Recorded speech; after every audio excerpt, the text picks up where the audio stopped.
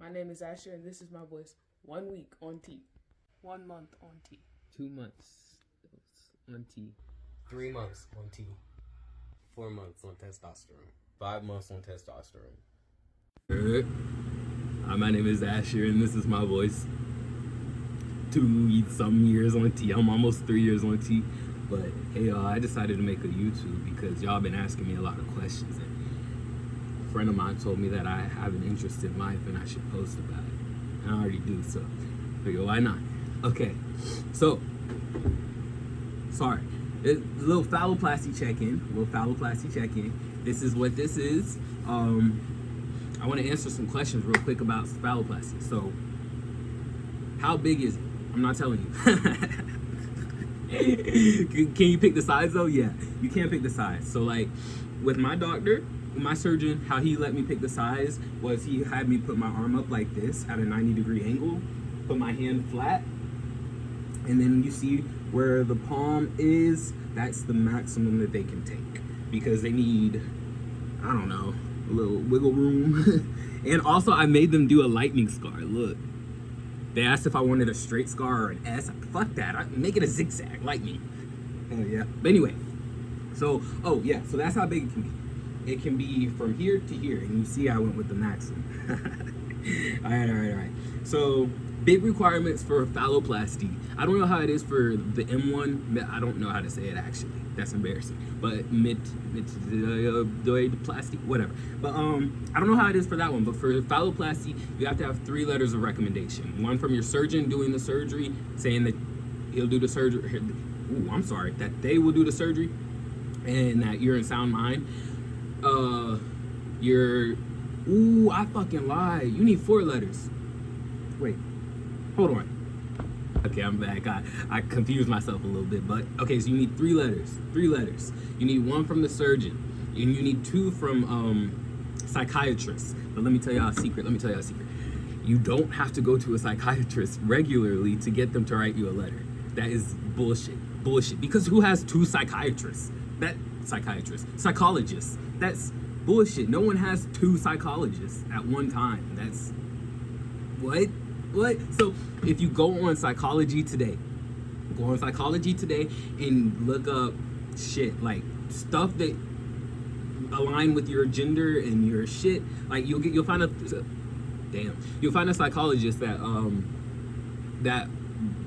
will write you a letter within the first or second session. You usually don't have to pay much out of pocket for them. It's covered by insurance typically. Find somebody who does your insurance, who works with your insurance, and then just email them. That's what I did. I was like, fuck it, I'm not going to another therapist. What the fuck? But anyway, so 3 letters of recommendation, surgeon, 2 therapists, 2 psychologists. A hysterectomy. So you have to have your hysterectomy before they'll even schedule your date. And that's really fucking annoying. But like, they got to make sure it's out of there because you can't have it in there when you have a penis now. So you have to have your hysterectomy, and typically my surgeon, he didn't let me schedule a date until I had provided the post-op report of my hysterectomy, and then they scheduled my date. But the hysterectomy, it was 1,000 times worse than the phalloplasty. 1,000 times worse. Would not do that shit again. That was terrible. And then, okay, electrolysis is another big requirement. So electrolysis is hair removal. Oh, I'm sorry. Hysterectomy is the removal of the uterus. Sorry, I meant to mention that. Electrolysis, hair removal. You don't want hair on your dick, right? You don't want a hairy dick. That's weird. So you have to have hair removal, and like, as you can see with this arm, there isn't much hair there. However, that's still enough to like show up when they take the skin, and so thus I had to go to electrolysis. And as thin as my hair is, as much as there isn't hair there, I still had to go for like 3 months. And I'm telling you, find a good electrolysis. Side note, because my electrolysis fucking scammed me. I got so scammed. It was so bad. I was spending like $200 for a 2-hour appointment. And what they do, electrolysis, is they stick a needle in the follicle and they zap the hair. They cauterize it. They burn the end of the hair so that it won't grow back, and then they pull the hair out. So of course that takes a minute. That takes a little while, doing follicle by follicle. But I went to one in Charlotte. She was terrible. Well, she was so sweet. She was such a sweet person, making her living, whatever, do what you gotta do. But off my back, damn, unfortunate. Because she literally would stick, zap, pluck, stick, zap, pluck. Nah, I was in a pinch, and I was like, fuck. I went home to around Asheville, Georgia-ish, and what happened? So I was looking for people, and I found this lady, and she was like, yeah, I do electrolysis because I have hair like that grows as a woman, and I feel like hair removal should be relatively viable. What's that word? Affordable. Yeah, she said electrolysis should be affordable, so she does it for an affordable price. She gave me like an hour and a half session for, I think it was $100. No, it was $100 because I tipped like crazy. Because an hour session in Charlotte is $100. Cool. An hour session there, 50, 65. What are y'all talking about? An hour and a half, 2 hours, $100, easy. I was like, damn it. I spent like bands. I spent at least $2,000. I went for at least 8 sessions, and a couple of them were 2-hour sessions. It sucked. But anyway, so do your research about your electrolysis before you pick out your electrologist, yeah. Because you can waste money real easily. And then the last requirement, the last big one is you have to have a support system. You're a support person, because after the first stage of phalloplasty, you can't do shit. You can't do shit. So boring. But you're on bed rest. I guess I could tell you all about that. It's like in the hospital. So you'll be in the ICU for 5 days. Wait. You'll be in the hospital for 5 days. You're in the ICU for the first 3 days. The intensive care unit. It's actually not that bad. You know, some people think about the hospital and the ICU and they're like, whoa. And I'm like, shit, they check on you every hour.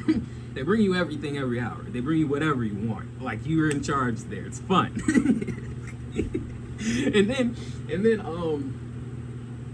in the ICU. You have to keep a heating pad on it and everything. Like when they first get it, so it doesn't like cool down and shrivel up, I guess. I don't know. So it just remembers that it has to be warm. Just a little reminder for him. But what was I thinking about? In the hospital. Oh yeah. So 3 days in the ICU. On the 4th day, they're gonna make you sit up. And I know that sounds like a simple task, but holy shit.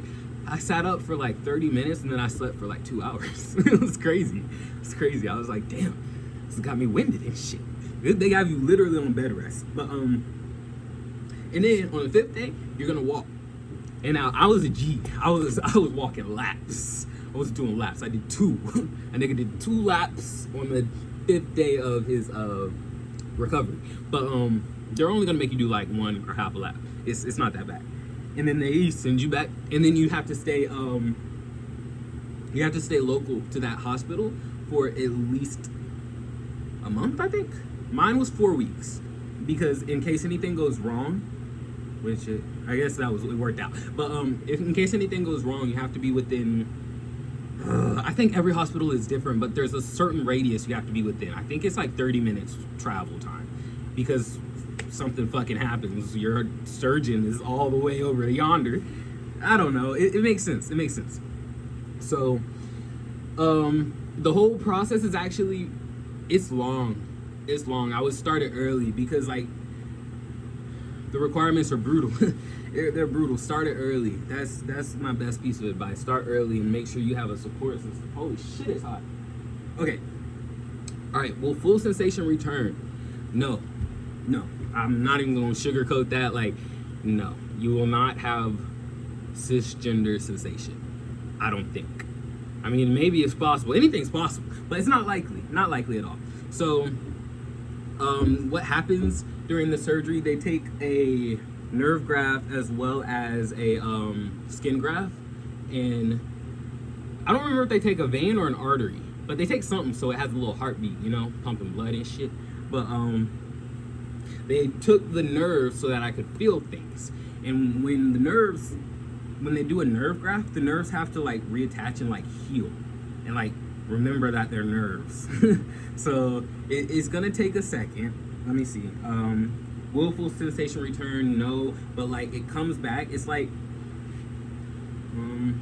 y'all know when like when you if you were like leaning on something or like dangling your legs or like dangling from somewhere and something goes numb and it has like that tingly feeling, that's exactly what my dick feels like. It's just tingly. Well, not in some places. In some places I can feel it now, which is really cool. It's like the sensation is coming back in like parts. And what was so funny was I could always feel my urethra. Damn, I just spit. That's great. Anyway, I could always feel my urethra. But I couldn't always feel like the phallus itself.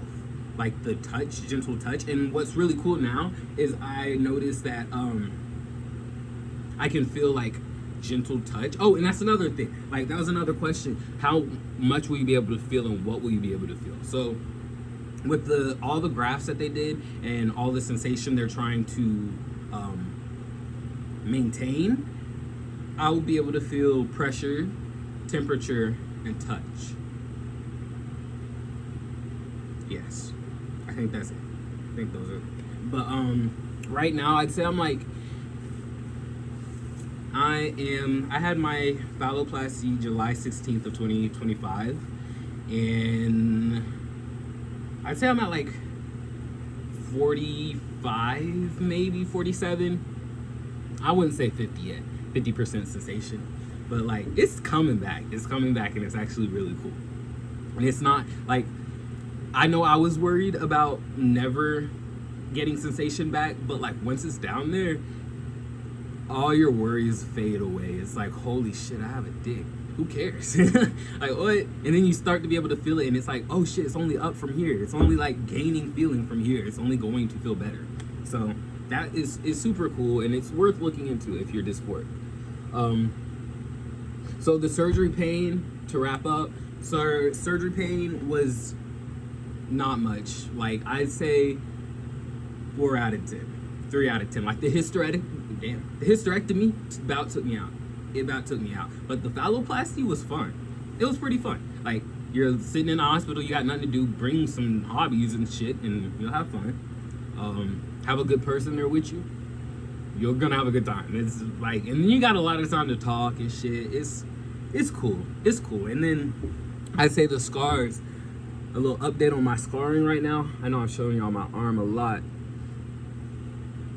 but he looks like that, and he looks like that because this part of the graft didn't fail. It took, and they had to redo this whole thing. Damn, I just realized I turned it the other way. They had to redo this whole thing, so that's why this looks a little iffy. But and then also my thighs. This is the thigh that saved the day, because this one like to fail. This damn thing failed. Like they my phalloplasty was fine. My phallus was fine. My arm graft, 2/3 of it didn't take, so they had to redo a revision on the graft. They had to revision the arm. Yeah. Yeah. But other than that, it was smooth sailing. I didn't have strictures, fistulas, and even if I did, those are easier complications than what I had. But even with the complication I had, I would do it 1,000 times over again. 1,000 times over. It's always worth looking into. No pressure, no pressure, no pressure. But I'm here in case you guys have any questions. I'd love to chat, help y'all out on y'all journey. I wish I had someone there like that to help me out with my journey. But I love y'all. Thanks for watching. And I don't know, stay juicy.